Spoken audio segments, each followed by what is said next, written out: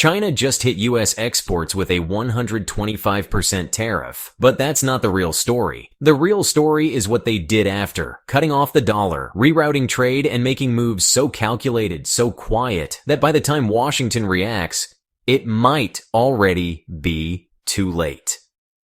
Because this isn't retaliation, it's decoupling, and it's happening faster than anyone in the West is willing to admit.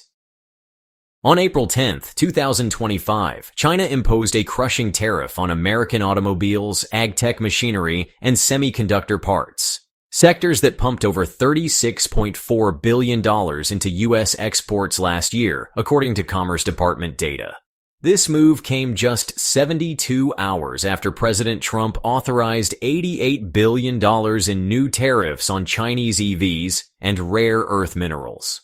Bloomberg analysts called it a precision strike, not just economic pushback, but a strategic message. Wang Yang, senior advisor at Peking University, explained it bluntly. Beijing is targeting high-leverage industries tied to electoral politics. This is no longer defensive, it's surgical. The market reaction was immediate. Tesla halted shipments to China. Deere & Co. lost $2.1 billion in market value in 2 days. U.S. soy futures slipped 4.3% on speculation of broader ag retaliation. But beneath the headlines, something deeper is shifting. China didn't just answer back, it repositioned. This wasn't a trade rebuttal. It was a calculated exit sign. While headlines focus on tariffs, the real shift is structural. According to China's State Administration of Foreign Exchange, Beijing slashed its U.S. Treasury holdings to $668.6 billion in Q1 2025, a 15-year low. But that's only the beginning. The China Construction Bank and ICBC have reportedly halted all new dollar-denominated loan issuances for state-owned projects, pivoting instead to RMB or euro-backed financing.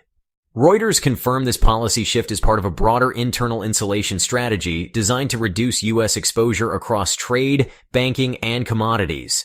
This is no longer about hedging risk, it's about controlled decoupling.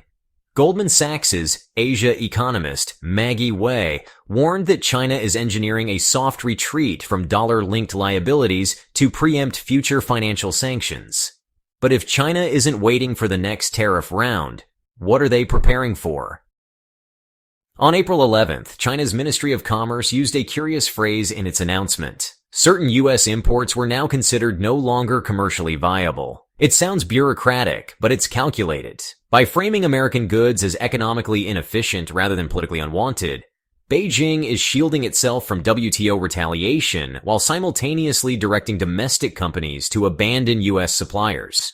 In practice, this means cutting contracts before Washington even notices. Case in point, BYD dropped a $500 million sensor supply deal with a U.S. firm just days after the statement. According to trade law analyst Henry Gao at Singapore Management University, this phrasing is a regulatory green light for disengagement masked as market rationality. But what happens when market-based decoupling becomes the rule, not the exception? Behind closed doors, some U.S. allies are hedging. In March 2025, Germany's BASF signed a €7.2 billion expansion deal in China's Guangdong province, its largest investment outside Europe, despite U.S. pressure to reduce dependency. Meanwhile, Saudi Arabia finalized a landmark crude oil settlement with China's Sinopec using digital Yuan, bypassing dollar invoicing entirely for the first time. According to the Financial Times, France is lobbying for a BRICS EU observer forum, while Brazil is pushing to make SIPs interoperable with the Latin American regional payment system. These aren't isolated moves, they're slow pivots. Citibank strategist David Lubin warns, a multipolar trading order is emerging, and Washington is no longer the default center. If allies stop treating U.S. trade policy as their own, how long until China isn't the one on the outside? America's sanctions toolkit is finite, and Beijing knows it. As of April 2025, the U.S. has sanctioned over 640 Chinese entities, according to Treasury Department records. Yet, trade volumes remain resilient. China's exports to ASEAN rose 7.4% year-over-year in Q1, offsetting U.S. losses. Dollar weaponization also appears to be losing bite. The yuan now accounts for 6.3% of global cross-border payments via SWIFT, up from just 2.2% in 2020. Meanwhile, the semiconductor chokehold has begun to erode. Huawei's new 7nm chip, built using a workaround with Chinese lithography tools and Dutch equipment stockpiled pre-ban, stunned analysts at Tech Insights. The irony? Sanctions accelerated local innovation. Former U.S. Trade Representative Robert Lighthizer admitted in a Heritage Foundation briefing, "We underestimated their capacity to work around us." If sanctions are backfiring, what's left in the White House arsenal? Wall Street isn't waiting for Washington to blink. It's already pricing in the pain. On April 10th, the Dow plunged 1,000 points, wiping out $520 billion in market value after China's tariff hike hit U.S. agritech, industrial machinery, and EV components. Archer Daniels Midland dropped 11% in 2 days. Deere & Cummer warned investors that over $3.2 billion in Chinese-bound inventory could face immediate disruption. Meanwhile, Goldman Sachs slashed its Q2 U.S. GDP forecast from 2.3% to 1.5%, citing direct exposure to retaliatory tariffs and indirect drag from export curtailment. Former Treasury Secretary Larry Summers told Bloomberg, "Surveillance. Markets are signaling something the administration hasn't fully processed. This isn't just a trade fight. It's becoming an economic firebreak. But what happens if corporate America demands a truce while Trump's base still wants escalation?"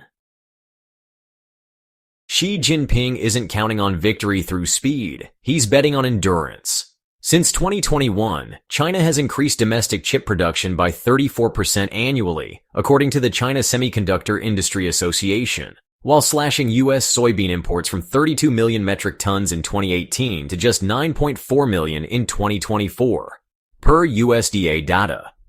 Beijing has also locked in multi-year grain deals with Argentina and Kazakhstan to buffer supply shocks, and ramped up sovereign food reserves by 18% year over year. In April, PBOC Governor Pan Gongsheng confirmed that China's foreign reserve portfolio was actively shifting away from dollar-heavy holdings, reinforcing insulation against U.S. financial leverage. Meanwhile, Trump faces an economy where inflation expectations ticked up to 3.1% in April, per the University of Michigan's Consumer Sentiment Survey. As strategist Kevin Rudd put it in Foreign Affairs, Xi's timeline isn't 2025, it's 2050. So the real contest may not be about who strikes harder, but who bleeds slower. American farmers are absorbing the cost of policy without the benefit of relief. According to the American Farm Bureau, over $8.6 billion in agricultural exports to China are at risk in 2025, primarily soybeans, corn, and dairy. Iowa-based Cooperative Landis reported a 37% drop in forward contracts with Chinese buyers this spring. Meanwhile, Walmart CFO John David Rainey warned during the company's April earnings call that tariff-linked input costs were already pushing up shelf prices across core essentials. The Bureau of Labor Statistics confirmed a 0.6% monthly increase in food prices in March alone, driven heavily by import shocks. This isn't theoretical, it's showing up in receipts. This isn't just a rift, it's a redesign. According to the IMF's April 2025 Global Economic Outlook, global trade is splintering into regional spheres of trust, with China leading a bloc that now accounts for 33.6% of global GDP by purchasing power parity, surpassing the G7's 29.9%.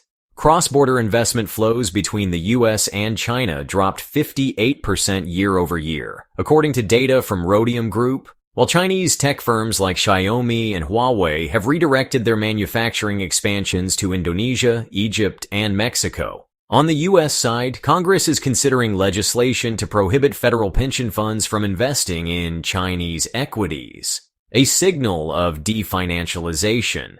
And still, there's no coordinated effort to reverse course. As Morgan Stanley's chief global economist Seth Carpenter noted, we may be past the point where the two economies can fully reintegrate. We're not watching decoupling, we're watching divergence. But if the old system is gone, what exactly is replacing it? So let's call this what it is. This isn't a trade war anymore. It's a strategic unraveling, one thread at a time. China is slamming the brakes on dollar reliance. US firms are being carved out of supply chains. And Wall Street? It's reacting in real time, as if the old rules no longer apply, because increasingly, they don't. But the real warning shot didn't come from tariffs or treasury divestments, or even retaliatory bans. It came quietly on April 5th, when China's central bank confirmed it had completed cross-border energy transactions using the digital Yuan, involving state-owned PetroChina and a Middle East supplier unnamed in the public release. According to a Financial Times insider brief, that deal was for $2.9 billion worth of crude, cleared without a single US dollar. This isn't theory, it's verified execution, and it's moving fast. Because if China scales this model and links it to SIPs, BRICS-Pay, or even oil trading platforms in Africa or Latin America, it won't just bypass the dollar, it will redefine the currency of consequence. So here's the question we're leaving you with. If Beijing forces the next generation of trade to clear in Yuan, does Washington even get a seat at the table? Drop your answer in the comments. We're glad you're enjoying this video. Please like and subscribe. Check out another video that is now on your screen.